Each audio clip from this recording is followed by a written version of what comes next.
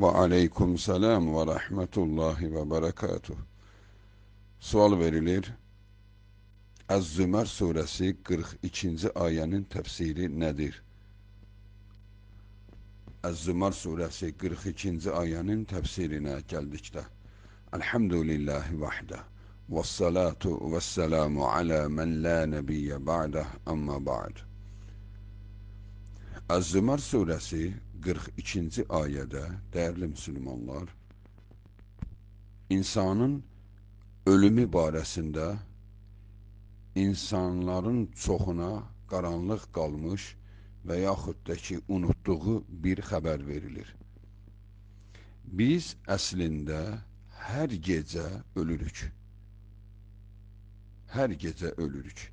Yəni, insanın yatışı kiçik ölümdür. Ona bəzən kiçik ölüm, bəzən ölümün qardaşı deyilir. Axıl mavud, ölümün qardaşı. Yatmağa deyirlər. Çünki yatmağın özü də ölüm üçün ən böyük ibrətdir. Ölülər də belədir. Ölülər yatıb, dirilərin başına nə gəlirsə ölülərin xəbəri yoxdur. Heç xəbəri yoxdur. Necə ki, yatan insan ətrafında nələr baş verirsə heç nədən xəbəri yoxdur. Normalda belə olur. Normalda belədir. Yatdısa xəbəri yoxdur. Nə baş verdi, nə oldu, kim nə danışdı, bu yatıb. Onu eşitmir, xəbəri yoxdur. O zaman eşidir ki, artıq yatmayıb. Yatıbsa eşitmir. Allahın Resulü sallallahu aleyhi ve sellem də demişdir. Göz getdisə, artıq insanın bədənindən kontrolü yoxdur. Ona görə göz getdisə, yəni yatdısa, dəstəmaz pozulmuşdur. Bəli, yatmağın özü, daha doğrusu yuxunun özü bir ölüm ibrətidir. Kiçik ölümdür. Bu ayədə bizə iki ölüm barəsində danışır. İki ölüm. Birində insan gedir, qayıtmır, birində isə hər gün ölür və onu qaytarırlar. Ayənin mətni belədir. Əuzu billahi minəşşeytanirracim. Allahu yeteveffel enfusa hine mevtiha velleti lem temut fi menamiha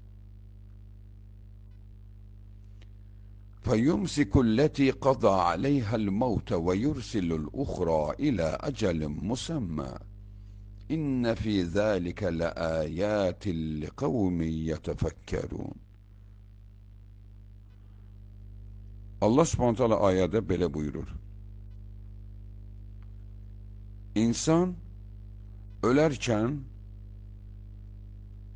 Allah onun canını alır. O şəxslər ki yuxudadır, hələ ölməyib,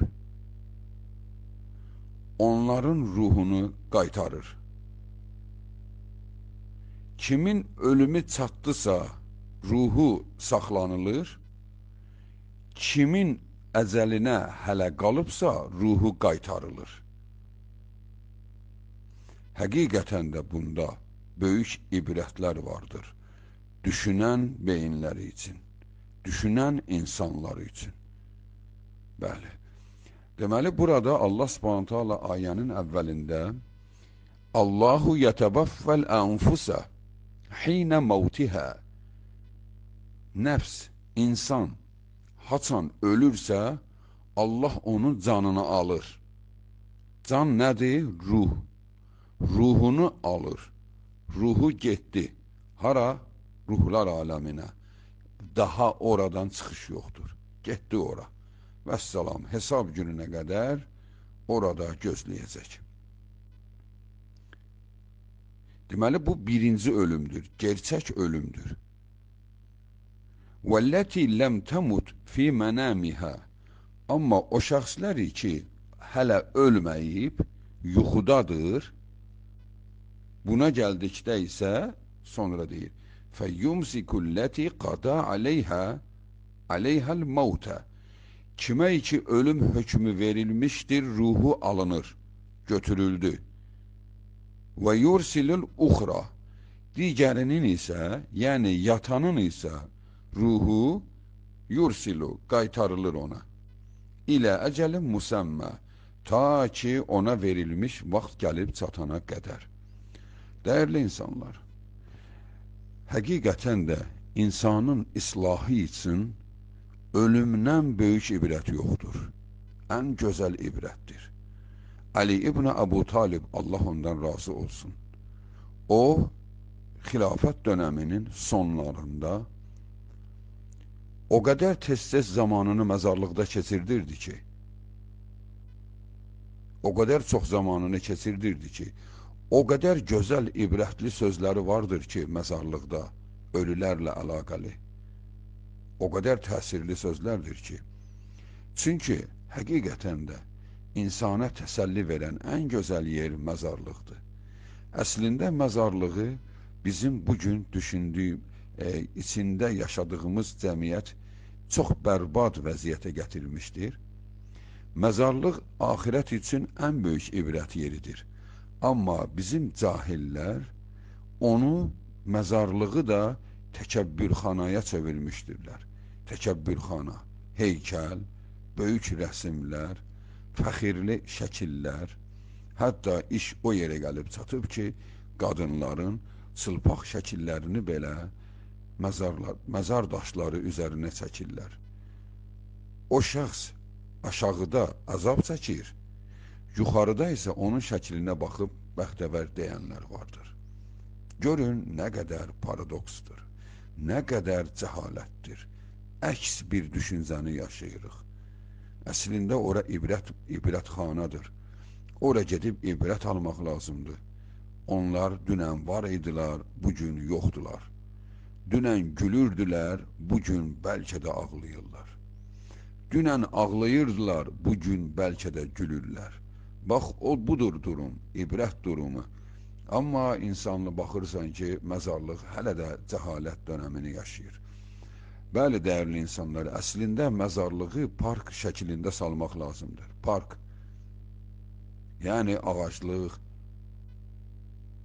məzarlar düz olmalı, yer düppədüz olmalı, sadəcə olaraq nişangah kimi bir şeylər başının üzərində qoyulur, qoy gələnlər sırayla gəzə bilsin, məzarların arasında rahat gəzə bilsin, ara bir bəzilərinin arasında dayanıb ibrət üçün bir an düşünsün. Məzarlığı əslində bu şəkildə, park şəklində, ibrətamiz bir yer şəklində salmaq lazımdır. Çünki Allah Subhanahu taala bu ayədə bizə deyir ki, siz bir gün öləcəksiniz, ruhunuz alınacaq, geri qayıtmayacaq. Bu bir. Ayənin ikinci hissəsində bizə deyir ki, amma yatanların ruhunu da alıram, amma qaytarıram. Alıram, qaytarıram. Və yursilul ukhra. Yəni, yatanların ruhunu isə qaytarıram onlara. Deməli, bizə ibrətdir ki, sən hər gecə ölürsən, ha, ey qul, tövbə edərəm, düzələcəyəm, tərk edəcəyəm. Bu sözlər səni aldatmasın, hər gecə ölürsən sən. Hər gecə sadəcə olaraq ibrət ölümüdür. Elə bilginən ki, bir insan, məsələn, minik sürməyin təlimini keçir. Sən təlimə gedirsənsə, təlim nə deməkdir? Sən miniyi gerçəkdə necə sürəcəksən, maşını, avtomobili necə idarə edəcəksənsə, onun təlimidir. Təlimdən ibrət götürmək lazımdır. Təlimdən yaxşı ibrət götürənlər yaxşı sürücü olur. Bəli, ölümdən ibrət götürənlər əsli ölümə hazır olur. Əsli ölüm gələndə həmən gün gülə-gülə canı alınır. Gülə-gülə canı alınır. Mələklər onu sevindirə-sevindirə canını alır. Çünki o hər gecə ölürdü. Hər gecə öldüyünü dərk edirdi. Bu ayə bizə onu çatdırır, dəyərli insanlar. Bu ayədə mövzu budur. Yəni, iki ölüm, birində qayıtmır, birində qayıdır. Bəziləri hətta yuxuda elə ölür. Çünkü burada dedi ki bəziləri yatmış ikən əgər əcəlinə qalıbsa ruhu qaytarılır. Deməli qalmayıbsa elə yuxuda da ölənləri vardır. Digər bir ayədə də Əl-An'am surəsi 60-61-ci ayələrə diqqət etsəz, orada da görəcəksiniz ki, elə eyni buna bənzər bir söz Allah Subhanahu taala buyurur. Və huvellezî yeteveffâkum billeyli ve ya'lemu ma cerahtum bin-nehâr. Allah sizi akşamlar öldürür ve gündüzler ne ettiğinizi bilir. Bak, akşamlar sizi öldürür. Yani bu kiçik ölüm. Yani yattın, öldün. Gündüz de ne etmişsen Allah'ın yanındadır. Her neden haberi var.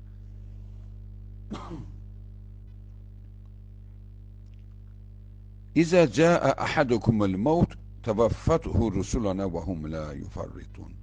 Amma sizə əsl ölüm gəldikdə ölüm mələkləri canınızı alacaqdır. Deməli bu da ayənin sonudur.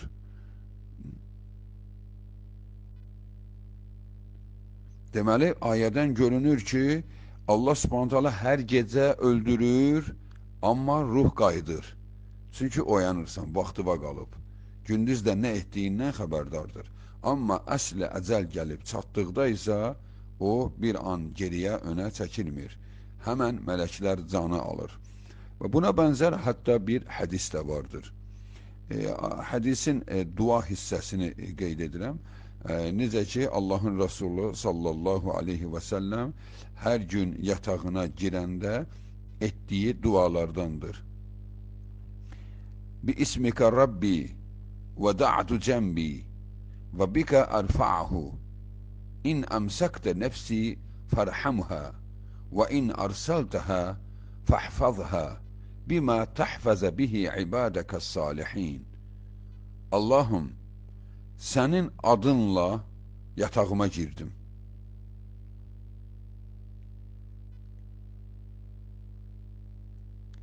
Sənə tərəf qalxır ruhumuz. Əgər canımı aldınsa, mənə rəhm et Allahım. Əgər canımı mənə qaytardınsa, onu qoru, salihlərin canını qoruduğun kimi. Nə gözəl duadır. Deməli, yatağa girəndə insan Rəbbinə deyir, Allahım, sənin izninlə yatağıma girdim. Canım, ruhum sənə qalxır. Onu yanında saxlasan, ona rəhm et. Yəni, öldümsə, mənə rəhm et. Yox, ruhumu mənə qaytardınsa, onu qoru. Salihlərin ruhunu qoruduğun kimi. Bəli, deməli, buradan da, hədisdən də göründü ki, bəli, biz axşamlar ölümlə burun-buruna qalırıq. Allah bizi qaytardısa, qaytardı. Qaytarmadısa, tamam, əbədi ölümə qovuşmuş oluruq. Yəni, bu qədər yaxındır bizə, dəyərli insanlar. Bu qədər yaxındır. Nəyim ki, biz ölülərdən ibrət götürməli, hətta öz yatmağımızdan belə ibrət götürməliyik. Allah Subhanahu taala bizi eşidib, faydalanan qullarından etsin. Dəyərli müsəlmanlar, sizə oxuduğum bu ayənin təfsiri İbn Kəsirin təfsiri idi. Vəl-ilmu indallahi ta'ala və axiru da'vana enilhamdülillahi rabbil alemin. Vesselamu aleykum ve rahmetullahi ve berekatuhu.